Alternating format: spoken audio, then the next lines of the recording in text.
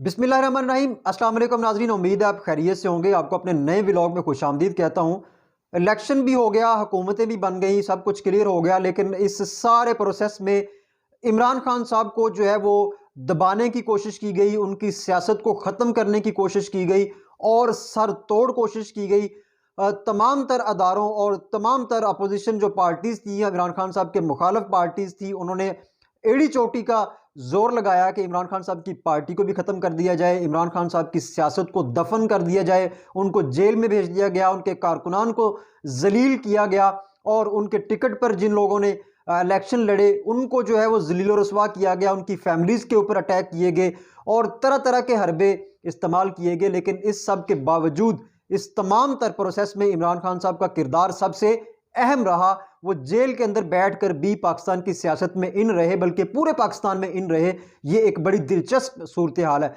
इसके साथ साथ जैसे ही जो है वो हलफ बर्दारी की तकरीबें शुरू हुई पंजाब के अंदर, KPK के अंदर, आज जो है वो कौमी असम्बली के का जो इजलास हुआ, वज़ीर आज़म साहब मुंतखब हुए, तो वहाँ भी इमरान खान साहब जो है वो अंडर द डिस्कशन रहे और वो सारी सूरत हाल में मुकम्मल तौर पर जो है वो इन रहे। यानी कि तमाम तर कोशिशों के बावजूद ना इमरान खान साहब की शख्सियत ख़त्म हुई, ना इमरान खान साहब की सियासत ख़त्म हुई और ना इमरान खान साहब की जो मोहब्बत और जो उनका जुनून आवाम के अंदर पाया जाता है वो भी ख़त्म नहीं हुआ। अब असल सवाल ये है कि अगर इमरान खान साहब अगर मौजूद हैं वाकई, तो सारा कुछ उन्होंने किया, उसके मैं कुछ दलाइल भी आपके सामने रखूंगा कि इमरान खान साहब कैसे इस सिस्टम के अंदर इन रहे। तो अगर इमरान खान साहब इन हैं तो फिर इमरान खान साहब इस सारे सिस्टम को ठीक क्यों नहीं कर देते?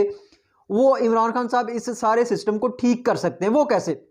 अब यहाँ मैं आपको चंद दलाइल आपके सामने रखता हूँ। इमरान खान साहब मौलाना फजल रहमान साहब के हवाले से बड़ा सख्त उनका मौक़िफ़ था और उन्होंने जगह जगह मौलाना फजल रहमान साहब को जहाँ भी उनको मौका मिला उन्होंने मौलाना फजल रहमान साहब को लताड़ कर रख दिया। उन्होंने डीजल कहा, उन्होंने ये कहा कि इनको मौलाना कहना गुनाह है, लेकिन एट द एंड वो फिर मौलाना साहब की गोद में जाकर बैठ गए, उन्होंने उनसे इत्तेहाद कर लिया, उन्होंने ग्रीन सिग्नल दिया मौलाना फजल रहमान साहब को और मौलाना फजल रहमान साहब ने उनका पुरतपाक इस्तकबाल भी किया और फिर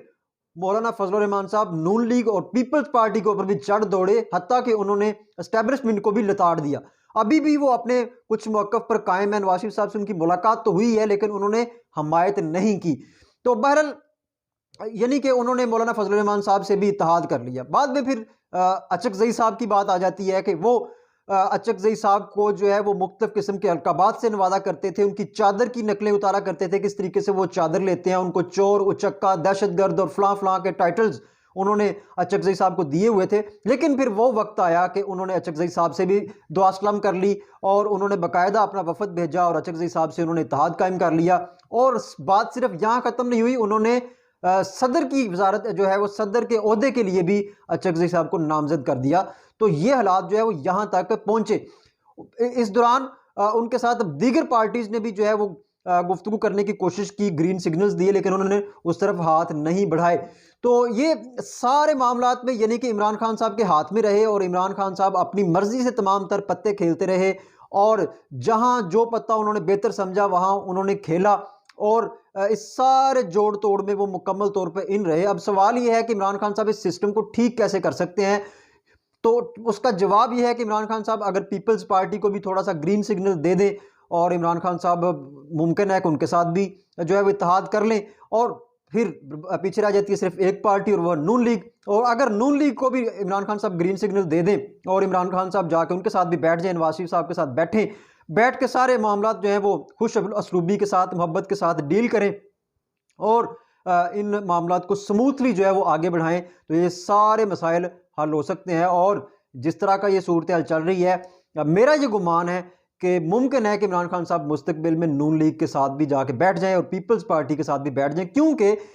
अगर मौलाना साहब जिनको वो डीजल कहा करते थे और मौलाना कहना गुनाह कहा करते थे, अचकज़ई साहब को गद्दार वतन और दहशतगर्द जैसे अलक़ाबात से जो है वो नवाजा करते थे, तो फिर ये चोर, डाकू और ये तो बड़ी छोटी बातें हैं, तो इनसे तो फिर इत्तेहाद जो है वो बिल्कुल मुमकिन है। तो मैंने पिछले व्लॉग में डिस्कस किया था कि पाकिस्तान के अंदर कोई भी शख्स कहाँ भी कहीं भी बैठकर कोई भी नामुमकिन काम जो है वो कर सकता है और पाकिस्तान में सब कुछ मुमकिन है। तो अगर सब कुछ मुमकिन है तो फिर इमरान खान साहब की इन दोनों पार्टी से डील भी मुमकिन है اور صرف یہی نہیں، عمران خان صاحب اگر آج اسٹیبلشمنٹ کو جو ہے وہ گرین سگنل دے دیں اور اسٹیبلشمنٹ کے پاس بیٹھ جائیں تو پھر بھی یہ سارے معاملات درست ہو سکتے ہیں اور یہ ساری حکومت جو ہے یہ سموتھلی چل بھی سکتی ہے۔ عمران خان صاحب آ کے اپوزیشن میں بیٹھیں، معاملات کو سموتھلی چلنے دیں تو یہ ملک چلنا شروع ہو جائے گا۔ لیکن اگر پھر وہی مزاحمت کی سیاست رہی جس کا آغاز 2018 کے اندر ہوا تھا، عمران خان صاحب وزیر اعظم بنے اور اس کے بعد جو ان کی اپوزیشن جماعتیں تھیں انہوں نے ان کو ٹف ٹائم دیا اور ملک کا بیڑا غرق کر کے رکھ دیا،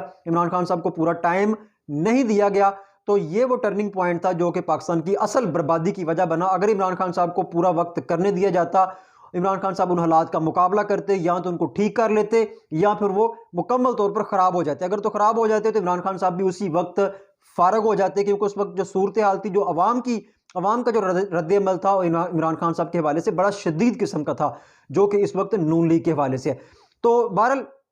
اس پی ڈی ایم نے اپنے پاؤں کے اوپر خود کلہاڑا مارا اور عمران خان صاحب کو دھکیل کر خود آگے براجمان ہو گئے۔ اپنے تو اللے تللے انہوں نے اڑائے، اپنے معاملات بھی سیدھے کر لی، لیکن عوام کا بیڑا بٹھا دیا اور عوام کی چیخیں نکلوا دی۔ پھر وہی صورتحال آج ریکیپ دوبارہ چل رہا ہے، وہی سٹوری وہی ہے، اسکرپٹ چینج ہوا ہے اور اسکرپٹ بھی بلکہ چینج نہیں ہوا، اسکرپٹ بھی وہی ہے، صرف کریکٹرز جو ہے وہ چینج ہوئے ہیں اور پی ڈی ایم 2 کی شکل میں ایک اور حکومت ہمارے اوپر مسلط کر دی گئی ہے۔ تو ابھی بھی عمران خان صاحب جو ہیں ڈیفینیٹلی اگر انہوں نے اتنا کچھ کر دیا ہے تو پھر مہربانی فرمائیں اور جا کے اسٹیبلشمنٹ کے ساتھ بھی اپنے معاملات سیدھے کریں، ان دونوں پارٹیز کے ساتھ بھی مل کر جو ہے وہ چلیں اور اس ملک کو چلنے دیں اور اس ملک کو سموتھلی چلنے دیں اور اپنی ساری جو لڑائیاں ہیں، اپنے اقتدار کی، اپنے لالچ کی، اپنی کرسی کی لڑائیاں، خدا کے لیے ان کو ختم کریں۔ اور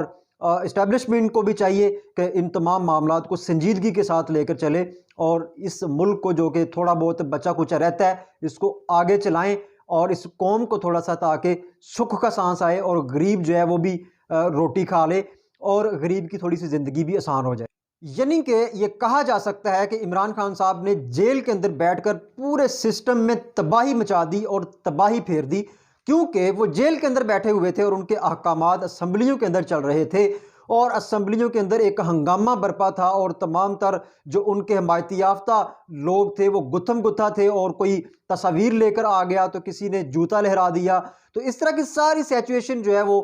ایک جیل کے اندر بیٹھے شخص کی وجہ سے جو ہے وہ کریٹ ہوئی۔ جب تک اس شخص کو اقتدار نہیں مل جاتا تب تک یہ معاملات جو ہے وہ درست نہیں ہوں گے۔ اس شخص نے اقتدار میں آنے کے لیے مولانا فضل الرحمان صاحب سے ہاتھ ملایا، اچکزئی صاحب سے ہاتھ ملایا، ہر وہ شخص جن کو وہ غدار وطن اور منافق اور چور اور اچکا کہا کرتے تھے، ہر اس شخص کے وہ انہوں نے ہاتھ ان سے ملا لیا۔ آپ پیچھے باقی بچتے ہیں پیپلز پارٹی اور پاکستان مسلم لیگ نون، تو امید ہے، کبھی امید ہے کہ وہ ان سے بھی ہاتھ ملا لیں گے، لیکن اگر وہ ہاتھ ملا لیتے ہیں تو میرے خیال میں معاملات مزید ٹھنڈے ہو جائیں گے، ورنہ یہ معاملات ٹھنڈے نہیں ہو سکتے۔ میرا پرسنلی اس پہ پوائنٹ آف ویو یہ ہے کہ تب تک ملک کے حالات بہتر نہیں ہو سکتے، معیشت بہتر نہیں ہو سکتی، سیاسی استحکام نہیں آ سکتا جب تک عمران خان صاحب کو مکمل طور پر ان کو حکومت نے دے دی جائے اور وہ خود آ کر ان معاملات کو مینج کریں اور پھر وہ اس پورے سسٹم سے جو ہے وہ فلاپ ہو جائیں اور اس سسٹم کو نہ چلا سکیں اور وہ بری کارکردگی دکھائیں اور پھر وہ خود ہی اس حکومت کو اپنی کو چھوڑ دیں، تو پھر آ کے دوسرے لوگ حکومت سنبھالیں، پھر وہ آسانی کے ساتھ بیٹھ سکتے ہیں اور پھر یہ معاملات آگے چل سکتے ہیں۔ ورنہ وہی قسطیں رپیٹ ہوتی رہیں گی، وہ آئیں گے تو وہ شور و گل کریں گے، دوسری ٹیم آئے گی تو پہلی ٹیم شور و گل کرے گی اور اس ملک کا بیڑا غرق ہوگا اور اس عوام کا جو بالکل پس چکی ہے وہ مزید جو ہے وہ پستی رہے گی۔